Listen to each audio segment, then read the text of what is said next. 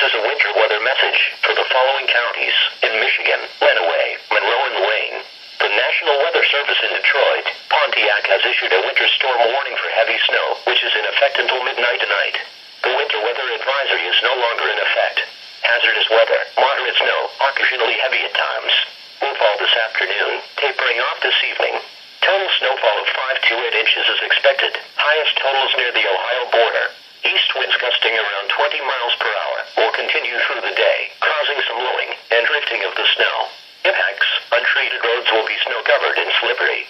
Visibilities will be reduced to between a quarter and half a mile at times. Blowing and drifting snow will occur along north-south roads in open areas.